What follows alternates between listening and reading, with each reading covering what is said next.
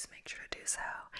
And yeah, welcome back. Today's video is about quirky habits of like famous geniuses, etc., like well-known like people in history. I believe I've got a few lists open. Hopefully there aren't too many repeats, etc. So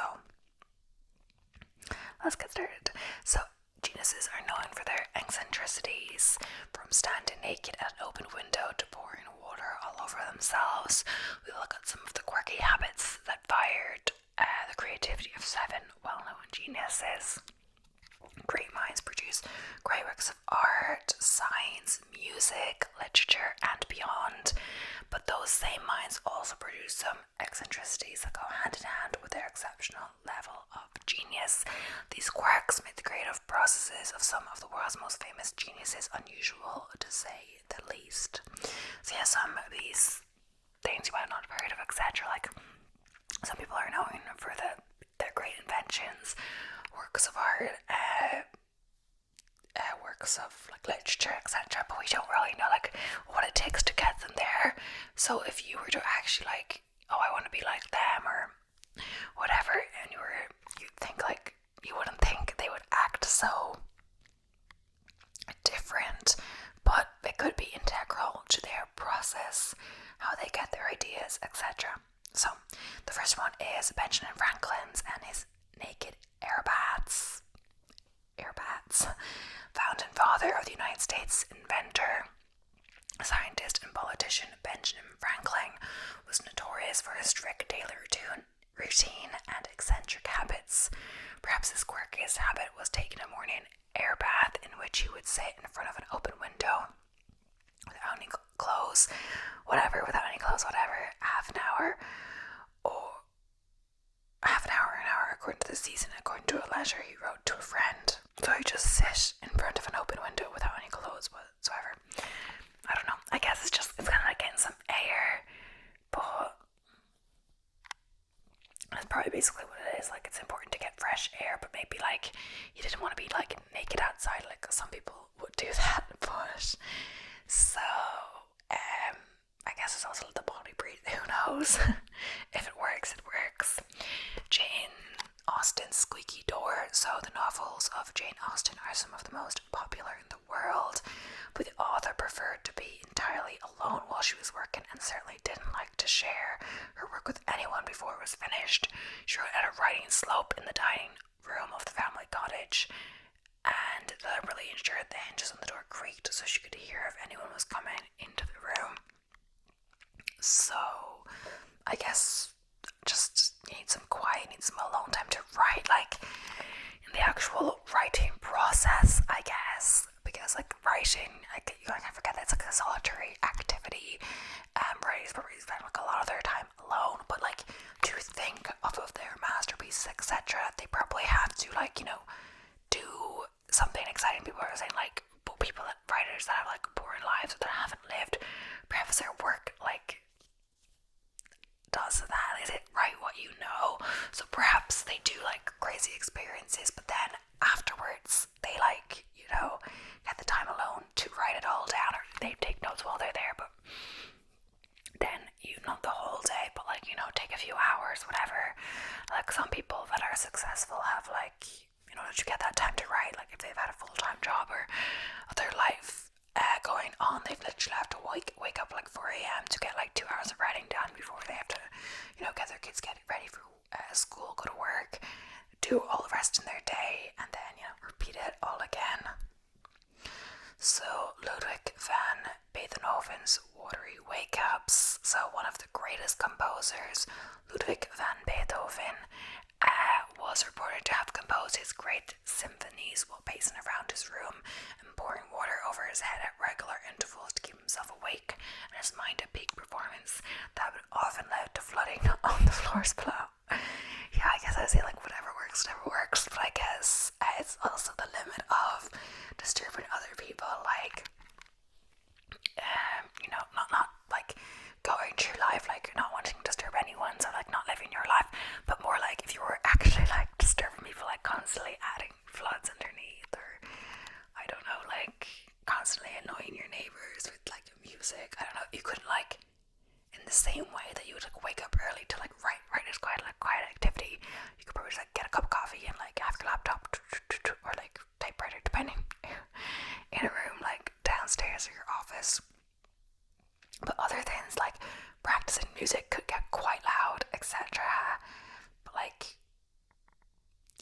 So there's certain time limits that it's not like sociable to do, like, you know, it's like socially accepted, etc. So Maya Angelou's rented room. So renowned American author Maya Angelou never worked at home. According to an interview she gave to the Paris Review in 1990, the author of I Know Why the Caged Bird Sings rented a hotel room in every town she ever lived in, just used it for writing. She wrote while lying on the bed and asked for everything to be removed from the walls of the room to avoid distractions and never allowed it to be cleaned. Angelou even refused to allow the sheets to be changed when the hotel staff left a note suggesting they were moldy. So,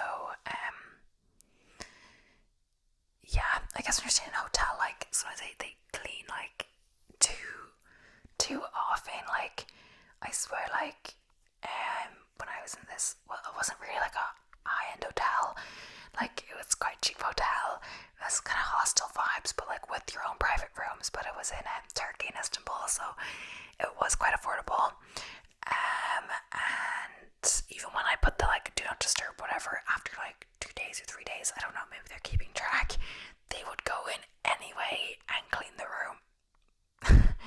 But I guess that's not strange. Maybe it's weird that she wrote on the bed, but I was thinking of like a separation between your bedroom, your place you go to relax and sleep, and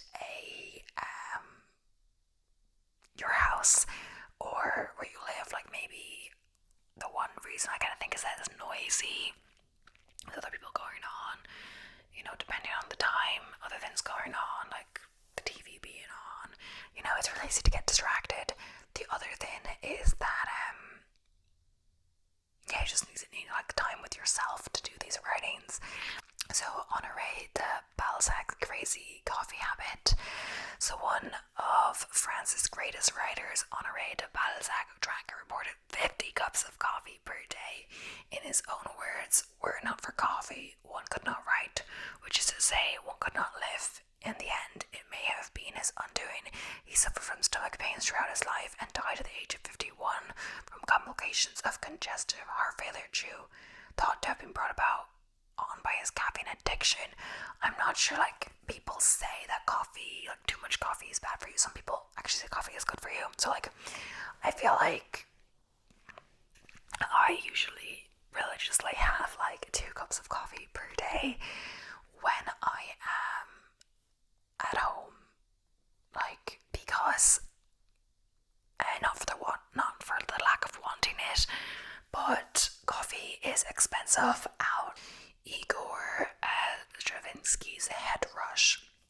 So, Russian composer Igor Stravinsky is famous for composing the revolutionary Rite of Spring Symphony, stood on his head when he was creatively blocked because he believed the move rests the head and clears the brain. Nikola Tesla's toe flexes. So inventor Nikola Tesla was the epitome of the mad scientists. The inventor of AC current barely slept but would walk 8 or 10 miles every day and reportedly had a photographic memory. One of his many quirky habits, he swore by repeatedly extending and contracting his toe 100 times a day on each foot.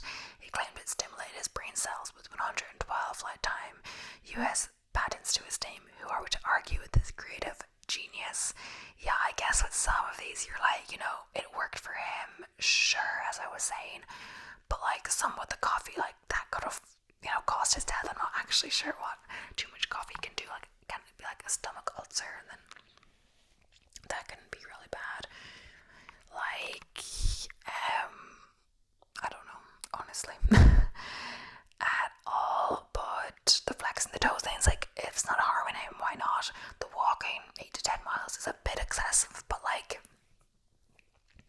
you know, athletes do more, but it's just that the lack of sleep recovery is really important, especially if you want your brain working well, especially if you're doing a lot of exercise, etc. Also, some people find walking can help them think, like walking in new sceneries or just like going over things in your head. Like, I actually end up if I'm somewhere early, I end up just doing extra steps by like pacing around, or like if I'm early I'll just like walk somewhere and then walk back instead of like awkwardly standing there.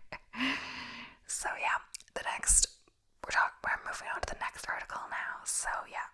So the next person we are talking about is Pythagoras. So Pythagoras hated fava beans. The ancient Greek mathematician and philosopher, best known for his theorem on right triangles, was also the founder of a religious sect that practiced vegetarianism, abstained from eating beans. Pythagoras believed that beans had a soul and that eating them was a form of cannibalism.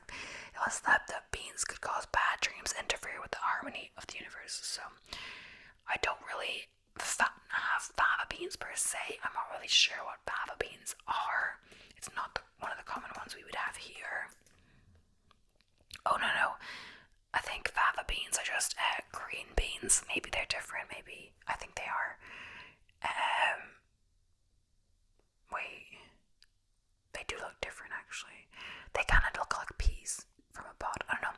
I feel like you don't find them as much here, or I don't have them at least. I'm thinking about the beans, like kidney beans, white beans, butter beans, which apparently are called something else in the US, but I've seen like big confusion about that on like cooking recipes because people from the UK that I'd watch, we call them the same thing. They would say can of butter beans, and then they're like, oh, it's lima beans or something. That I believe it's the same, or it could be slightly different. It will be an equivalent. Chickpeas, all of these beans, and then there's like green beans, peas. I don't know. I like beans. It comes with the territory. Okay, we've already talked about this one. So, Demosthenes. So, Demosthenes hid out underground. The ancient Greek statesman and orator, who was regarded as one of the greatest speakers of all time, was not born with a natural gift for eloquence. He suffered from a speech impediment and weak voice, and was often mocked by his rivals. To overcome his difficulties, he practiced his speeches in a cave or a cellar where he would shout, recite, and gesture for hours. He also put pebbles in his mouth, shaved half his head, and spoke in front of a mirror to improve his pronunciation, appearance, and confidence. Anthony Trollope. So Anthony Trollope timed his writing.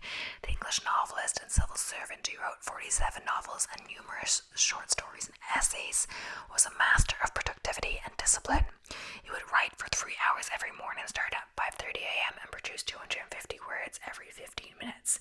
It was a stopwatch to measure his progress, and if he finished a novel before his time was up, he would start a new one. He also kept a record of his daily word count and earnings and aimed to write 10,000 words a day. Wow, that is quite a lot of words.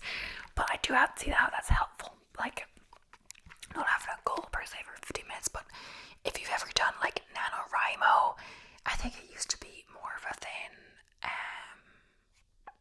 before, because I found the forums quite quiet, but in the forums there'd be like 15-minute word sprints, so you would just say one started, you wouldn't say a certain time because everyone's in a different time zone, but every time zone is at the same like minute on the hour, you know, around the world. It's not like half an hour, this is hours. So you would say at the time of ... 30, like so 30 minutes after half the hour, 15-minute word sprint, and then after the 15 minutes you would say how much words you got, and you would be honest because there's no point in cheating. You're doing it against yourself, but there's also kind of a competitive nature against other people. So like, because you only had 15 minutes, you would kind of know what scene you're writing, or like have an idea of what you're going to write in that time, so that you wouldn't be thinking before you start, you just write. And the whole idea is that you wouldn't like correct your mistakes, you just write ahead, write now, edit later. Like the whole thing, NaNoWriMo is not editing in the month of November, December, or even January is for editing, because sometimes December people are like, leave the novel in December, only come back to it in the new year when you have some free space in your brain to think about that. My point with talking about NaNoWriMo, at least in this case, was that it was kind of similar to that, like the 15 minutes producing a certain amount of words. Sometimes, honestly, I would write more than 250 words in 15 minutes, but they wouldn't necessarily be like very high quality, etc. I think some writers have talked on the benefit of doing NaNoWriMo. Like some writers have published their NaNoWriMo novels, but and stuff like that. In some preface, they've used it, but it's like a very rough outline, you know? You can't just, it's like kind of harmful to kind of discredit and think, oh, you can write a book in a month. For sure, you can write a first draft and even in shorter time, etc. But a lot of those words won't make it to the final draft, and there's a lot of edits for books, etc. Depending on the length and how long the book is, etc. And the whole goal is a 50,000 word book, or so. Yeah, a lot of books would be more than 50,000 words. So yes, I just meant like it was kind of similar, the idea, and it was kind of just beneficial to do the 15 minutes and then like, oh, I have to do 15, because like saying I have to do 3 hours sounds like a lot and you might never get started, because I'm really guilty of that, like, oh, you have so much stuff to do, and so I never start. But once you start, it's not so bad once you get into the flow of it, etc. So yes, but 10,000 words a day is a lot. So Igor Stravinsky did headstands, the Russian-American composer and conductor who revolutionized the music of the 20th century with his innovative and diverse works, had a peculiar way of clearing his brain. He would perform a headstand for 15 minutes every morning as part of his routine. He believed this habit helped improve his circulation, relieved his depression, and enhanced his creativity. And his headstands do scare me. I saw like a lot of people. No, it wasn't just I think that one person was doing a headstand, but like a lot of people were doing like something like where you hold onto the bars and like either do a headstand or something like that. Lots of people were doing it, but I was like, I'm not doing that. I would fall over. I would like hurt myself. Edgar Allan Poe. So Edgar Allan Poe wrote on scrolls. The American writer and poet who is considered the father of the detective and horror genres had a unique method of writing. He would write on long, narrow strips of paper which he would glue together and roll into scrolls.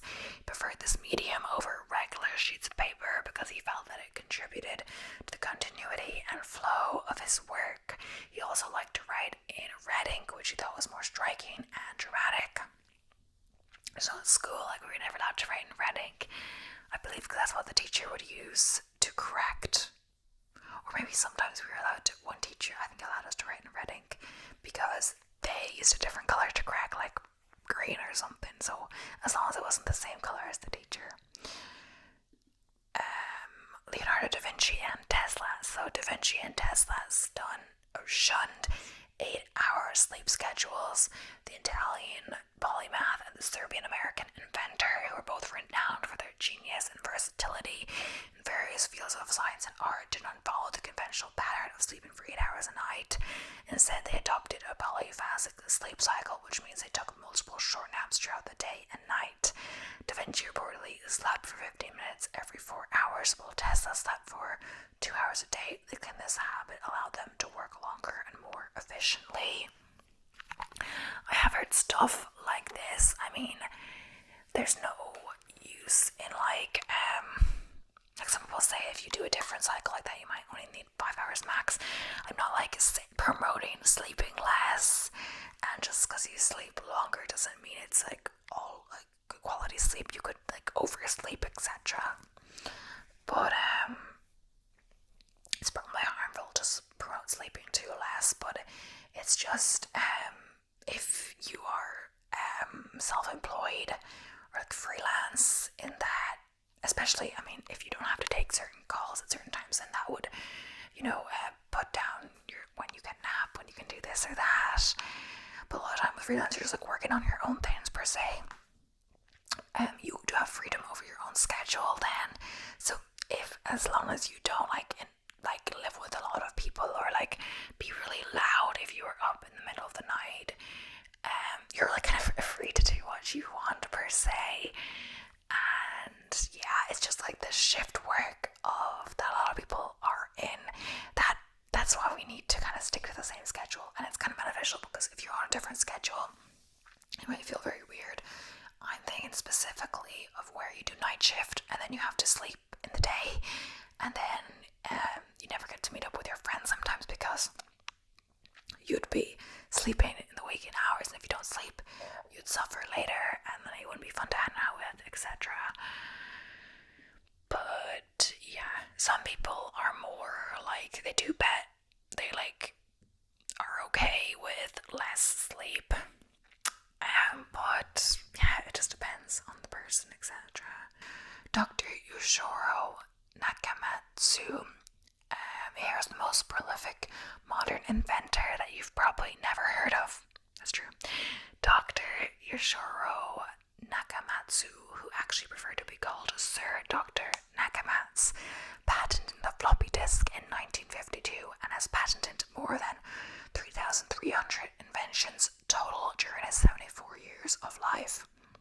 Many of his greatest ideas hit him when he was close to drowning. Dr. Nakamatsu believes in the mental benefits of long, airless stints underwater. Okay, I'm not promoting that. To starve the brain of oxygen, says the man, you must dive deep and allow the water pressure to deprive the brain of blood. As 0.5 seconds before death, I visualize an invention. The Japanese inventor that jots his idea down on an underwater notepad and swims back to the surface. Another key to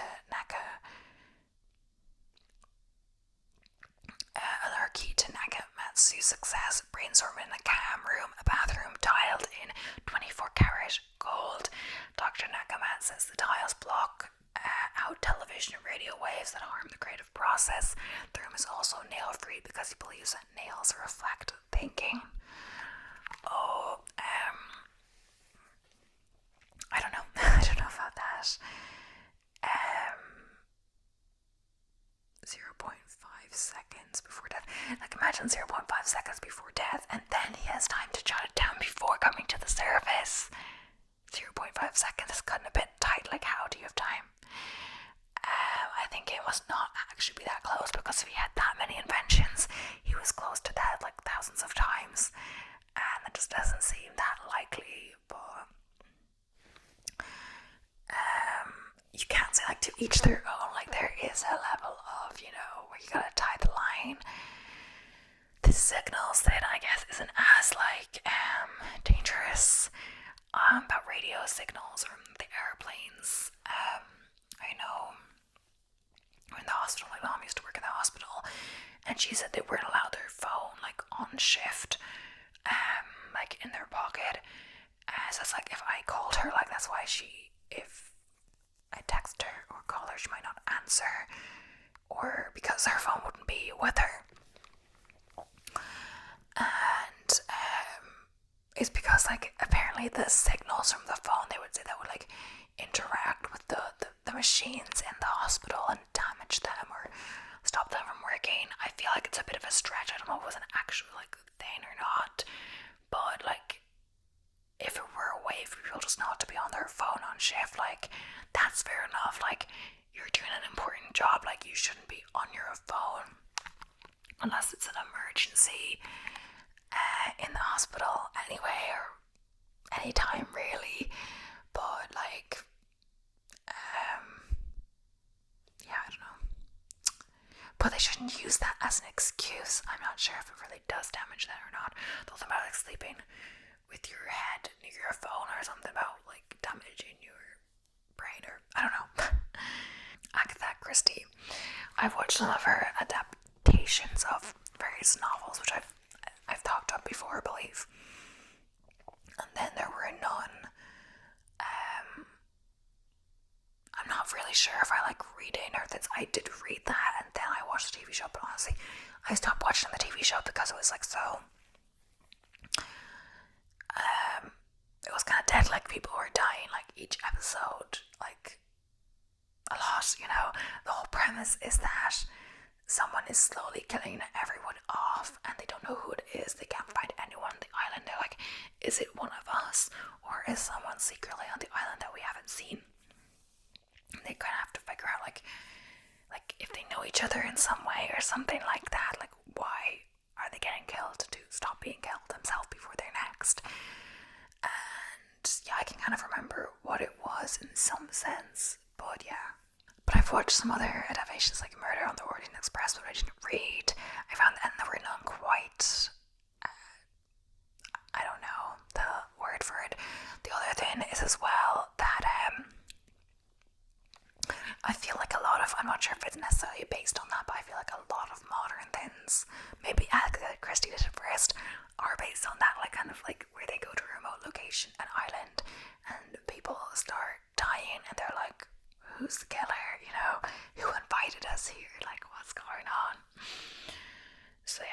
She wrote 66 detective novels and 14 collections of short stories, but Agatha Christie didn't write at a desk.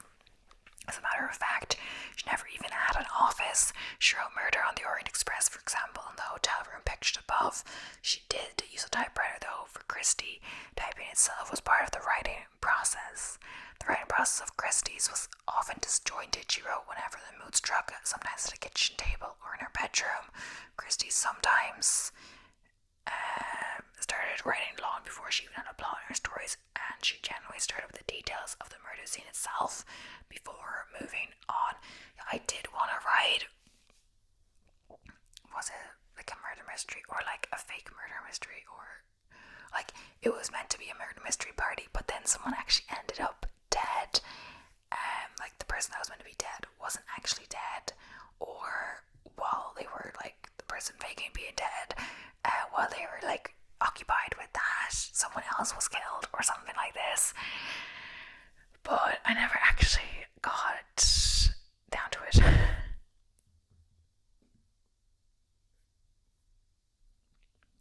So Sigmund Freud, a pioneer in the field we now call neuroscience, Freud offered insight into the subconscious, changing the way psychologists approach the human mind. Freud's quirk, nicotine, and cocaine. Psychoanalyst addiction started early, and he soon smoked almost continuously. A close friend and doctor finally warned Freud that smoking cigars all day was causing a dangerous cardiac arrhythmia.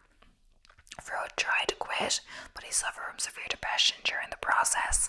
Just how bad was it? Soon after giving up smoking, he wrote, "There came a severe affection of the heart, worse than I ever had when smoking, and with it an impression of mood in which images of dying and farewell scenes replayed the more usual fantasies." Freud just couldn't bring himself to kick the habit even after 33 surgeries on his mouth and jaw to remove the cancer it caused. The man also experimented with self-medicating with large doses of cocaine. His ultimate product from this abuse was his Cocaine Papers, a song of praise to this magical substance. Of course, I'm not promoting smoking or cocaine. Yeah, nicotine. Well, I think they kind of like blessed over the cocaine part. I feel like cocaine is much worse, but just because nicotine is really common doesn't mean it's like not bad. Like it's a slow killer, kind of, not slow, kind of, years and years, and then you develop cancer. Cocaine can just be overdose all at once. They're both bad for you for sure, and yeah. Don't smoke, kids. Run. So Albert Einstein wasn't just a genius. He was also a slow-to-speak young man who struggled to use language as a child, causing his parents and doctors great concern. Coupled with a stubborn, precocious rejection of authority, Einstein said his slow development gave him more opportunities to think about life's basic elements like space and time. His sense of wonder at these concepts made him pose curious questions, eventually leading to such breakthroughs as the theory of relativity. Einstein never completely grew out of his old habits. His chauffeur reports that he once plucked a grasshopper off the ground and ate it. He would also take his violin along on bird watching treks, playing music with the tears streaming down his face. Okay, Stephen King. I actually read a book on writing by Stephen King. I think I've never read his horror, then I might have watched movies. But it was on writing by Stephen King, I believe. I think my mom already had that, or I got it in the library. I'm not sure, or maybe I ordered it online. I'm not sure. But it was for an assignment in a class, because I wouldn't usually read non-fiction, but for English class we had to read a non-fiction book and write a report about it or something, or an essay, So writers and teachers are known for their almost religious positions about punctuation and parts of speech. Ever heard? We're literally gonna talk about it. This is a book I talked about right now about punctuation and parts of speech. Ever heard two grammar Nazis get into a heated argument about the Oxford comma? Stephen King has some firm views on grammar to the point of drafting 2,000 adverb-free words every day. Yeah, I think he was against adverbs for sure. In his book on writing, A Memoir of the Craft, King says, "I believe believe the hotel is paved by adverbs, and I will shout it from the rooftops. Kin makes a solid case that you'll only appreciate if you're a lexophile for powerful writing that's completely devoid of adverbs. Claims King robbed details and specificity from the rest of the sentence. Adverbs were created with the timid writer in mind, he said. Kin is among the most prolific contemporary writers whose work regularly hit the New York Times bestseller list. He says that writing 2,000 adverb-free words every single day, even holidays, is one of the keys to his success. So, yes, really specifies there's no adverbs in it. Yeah, I find you can take that into mind, but then when you actually start writing, it's really easy to start using adverbs. Thomas Edison's research associates had to pass a tough interview process, which included eating a bowl of soup under the famous inventor's eye. Edison's soup scrutiny checked whether potential employees seasoned food before tasting it. If they had salt to soup they hadn't tried, Edison automatically dismissed them. The test aimed to weed out those who started out with too many assumptions. Edison was not for the great minds who exude such necessities as sleeping. Specifically, Edison adopted a polyphasic sleep cycle, a nap-oriented sleep cycle that aims to free up more waking time over a person's life. The polyphasic sleep cycle has recently enjoyed a resurgence in popularity. It's an attractive option for those looking to increase their productivity. Unfortunately, most experiments on polyphasic sleeping have yielded rather groggy results. Yeah, I think that is, you also have to stick to it for a while or something. You still have to get used to it. So Charles Dickens, one of the greatest social reformers of Victorian London. Charles Dickens was an incredibly prolific author, but he was also a bit obsessive on some points. An employee reported that Dickens couldn't stand to have a hair out of place, so the writer kept his comb nearby and ran through his hair hundreds of times a day.